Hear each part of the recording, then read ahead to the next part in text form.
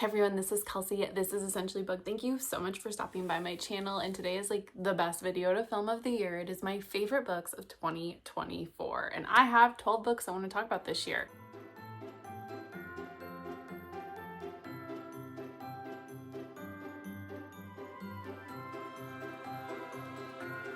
Ten of which are in like the top 10, and then I have 2 honorable mentions. But I will say, I read a ton of great books in 2024, but at the same time, I felt like 2024 wasn't a great reading year for reasons that I've been pretty transparent about on this channel, right? Like job changes, kid stuff, just, life. So I gave 23 books 5 stars out of 111 books read, so that's pretty awesome. A couple were rereads that just haven't changed. So I gave like Crossing to Safety 5 stars. That's one of my favorite books of all time, which is right here. I also gave A Court of Silver Flames 5 stars, Nesta's story, because I just love that representation. So like those were just rereads that I gave 5 stars. All in all, like I had a pretty good reading year, all things considered. I have most of these books here. Some of them are Kindle books, or I'm letting my mom borrow them, or one of them I know I forgot downstairs. So that's just where we're at, but we will get started with the 12 books that fit the best books of the year. All right, so my very first honorable mention is Magic Lessons by Alice Hoffman. I just really love Alice Hoffman's writing. It's very lyrical, very flowery. It's a magical realism book, so it just has like that vibe that I was looking for. But this is the very beginning of the Practical Magic series. It follows Maria, who is the matriarch, and kind of how the curse starts with the family, what choices she makes. It's kind of a huge span as far as location. It starts in England and then it goes to the United States, and from like Salem to New York City. It's just a wonderful book, and you get kind of like the background of American history in it a little bit, but it's really just about like what love means and what love can do to you, and then like letting that love fester, creating bad feelings versus creating good ones. It's about her and her daughter. It was just a wonderful, wonderful reading experience, and hence the 5 stars. And then my other backup is the last book I read this year. You can find it. It's called Paper Names by Susie Luau. This is not a very long book, but I could not handle it. The audio was so good. This is an unexpected act of violence brings together 2 families in this propulsive and sweeping story of love, identity, and the American experience. So it starts with a Chinese American family. The father's name is Tony, so you get his perspective, and then his daughter Tammy, who has always been raised in the United States, and kind of how they come into conflict. Like she views him as uninformed, uneducated, like an immigrant, and kind of embarrassing, and then she has come of age in the United States. They befriend a man named Oliver, who's an attorney in the Rosemont Hotel in New York City, or apartments. And those are for like the rich and famous, and they kind of are all bonded together by one incident. And then over the years, the family grows closer with Oliver, and Oliver is just this like poor, he's had a very unfortunate upbringing. He's super rich. His parents are stereotypical rich people parents, and the situation he's in with his family makes his life really hard. But he just makes so many bad decisions, and they're decisions that it's reckoned with in this book. Like that's the point. But he makes so many bad decisions that you just read and you're like, dude, if you make this decision, you know what's gonna happen. Or you could just make the good decision, but peer pressure plays in a lot for him. And it's just this like really, really awesome look at like expectations, being an immigrant, love, what family means, making good choices. This blew me away, frankly. Like it just was super great. All right, and then coming in at number 10 is The Wedding People by Alison Espach. And this book really was unexpected, frankly. This book has a very it starts pretty dark. So the triggers abound in this book. So if you are a sensitive reader, please look this up. But essentially it starts with this woman going to this super nice hotel in Newport Beach. She is the only person there that's not affiliated with this big wedding, and she is there to commit suicide after having a very rough year. That sounds really dark and really heavy, but this book is ultimately just hilarious, realistic, raw. I found myself laughing out loud so many times because she is very transparent in what her goal is to an extent. So the bride is super mad that this girl is here because she's the only person not with the wedding party. So the bride kind of like befriends her and finds out what the main character intends to do and tries to thwart it, and just watching like the conflict was quite funny, and both characters are great. And then just how this woman interacts with the wedding party and all these people who were there, and the bride like refuses to let her commit suicide because that would ruin your wedding weekend, right? And it's just, this book, when I say it's just so unexpected, it was so unexpected.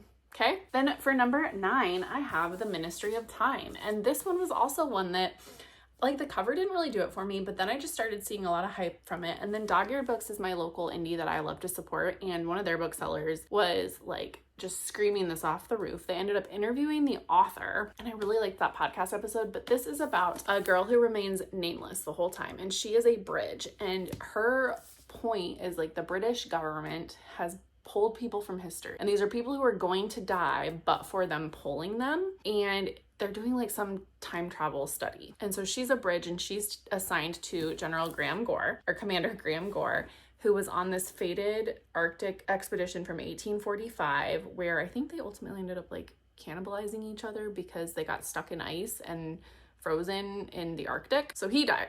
He dies in real history, but they pull him in this book before he can die. And this ultimately becomes like a conversation on history and who gets to tell the stories. I would say if Babel was like over your head or was too much, this would be a lighter version of that to an extent. Like it handles everything really, really well, but it has more of like a fun storyline. I enjoyed it a lot. I had a lot of fun with it, and I'm still thinking about it. And then Democracy Awakening is coming in at number 8 by Heather Cox Richardson. This is a historian I very, very much adore, and she has a really great way of synthesizing the past and the present. And so it kind of reads a bunch of essays, but it's broken into 3 parts about undermining democracy, the authoritarian experiment, and then reclaiming America. And this was very hard to read the whole time, but even more so in that I finished it the week of the election with so much hope. I was so excited to vote for Kamala. Sorry guys, Kamala lover here. And watching authoritarianism and fascism and just all the dark things win was really hard and really sobering, especially when this book is talking about like how we as a country have overcome. And so I think what's cool is like this does give me a lot of hope, and it can see like our democracy is meant to withstand challenges, maybe not to this extreme. So I'm a little anxious, but this is a really good book if you are also struggling with understanding how we got here even. Gosh, I love this so much. Anyways, number 7 is All the Sinners Bleed by S.A. Cosby. This was my second S.A. Cosby, and this audiobook was an experience. It was so stressful and so great. This is about a serial killer in a southern town, and the police chief is Black, Titus, and how he has to navigate like people challenging his authority as he's trying to like really take down this super nasty serial killing spree that starts with a school shooting. Like S.A. Cosby can do so much in one book, and it just blows my mind. And he has so much good commentary about the racial divide and the experience, but it's like in a thriller action-packed book. So good. But number 6 is The Lion Women of Tehran, and I just love this author.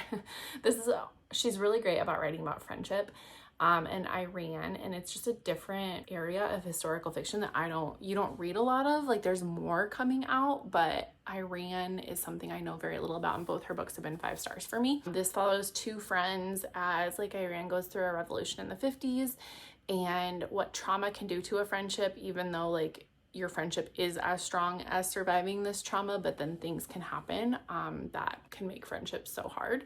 How we adapt to change, how we move forward and leave the people we love behind.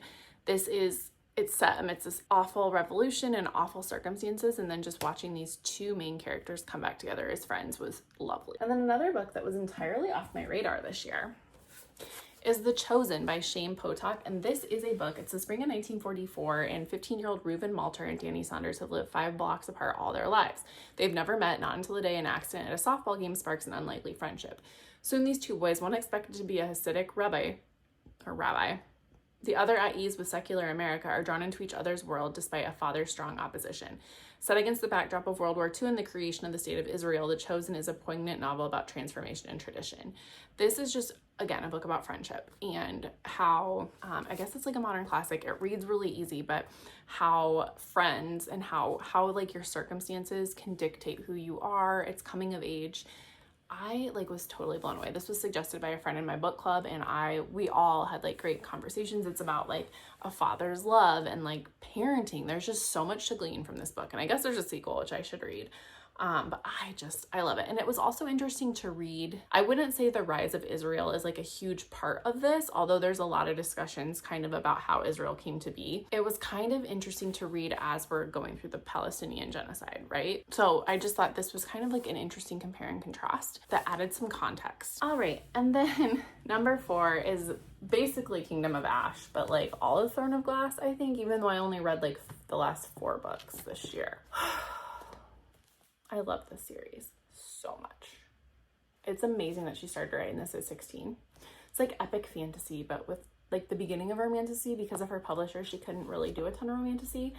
But just seeing her flex her chops in this series, and then knowing we get ACOTAR after this, then we get Crescent City after this. Like, you guys, this was so good. And I am a Lorcan and a Lead fan for life, and I need their book. I need the 13s books. Like, there's so much she could do with this. So anyways, I think this is my favorite series by Sarah J. Maas. Coming in at number 3, Table for Two by Amor Towles. This is a short story collection, and then there is a novella in the back that is tied to the Rules of Civility book. And this is just, Amor Towles is one of the best writers there are out there for me. I love his voice. He's hilarious. He captures like the banality of human existence with humor, and he shows people making bad decisions, and then like how society's like, yeah, that sucked. Like, I just read this book with a big grin on my face the whole time. And if you like short stories, I would definitely recommend it. But if you've already read some of his works, like even more so, he is just one of the loveliest modern authors. And then coming in at number 2 is Sandwich, which you guys saw my vlog yesterday. It was an emotional read about a mom in the sandwich generation. So she has kids in college, and she has her parents, and how she's kind of coming into her own amidst like life changes and stuff. And it was so beautiful, so funny, heavy. It made me ugly cry. It just was the best book. Loved it so much. Okay. And then coming in at number 1 is Shark Heart. And this book is such a weird book. It's about a woman whose husband is being turned into a great white shark, and how you navigate that. And I would recommend reading this with the lens of, yes, this is weird. Like, that is a weird premise, right? Read it of the lens of like that person turning into a great white shark as someone who has a terminal illness or Alzheimer's. Because this book really is more about how you navigate and grieve something heavy like that happening in your life. How do we procreate in a world where we know maybe we hold genetic conditions that make things difficult? As someone who has infertility, like, and has never had a child and has walked a really rough road, like the discussions in this on motherhood I thought were really great, because it's a choice to an extent, but at another extent it's not. And I think just some of the conversations in here were so poignant, so heavy, so well thought out. This author is masterful. And the other thing that I really liked is like, these are the chapter pages. Like, they're very short, so it seems like a big book, but it read super fast. And in the second part, it takes a turn that I was not expecting, because I thought the whole book would be about this like change into a great white shark, and it's not. There's so much more in here other than that. So this one was just a lovely surprise. I've thought about it constantly, and it's one of my favorite of the year easily. There's my top 10 with 2 honorable mentions. Tomorrow I'm going to do my worst books of the year. And then we have a couple more days of content, and then I'll be done. Thank you guys for being patient with me, as I did take kind of a break just to catch up on some content and give myself a mental health break and deal with some endometriosis stuff. So I hope you guys really liked this list. I think I read pretty broadly and sometimes a little bit differently than the people I follow on BookTube, which I really like. So I hope there's some diversity that's added into your reading list. I get tons of content from people who read differently than me on BookTube, and so I love that I can make a list like this, and maybe you'll find something you agree with. So until the next video, everybody, bye.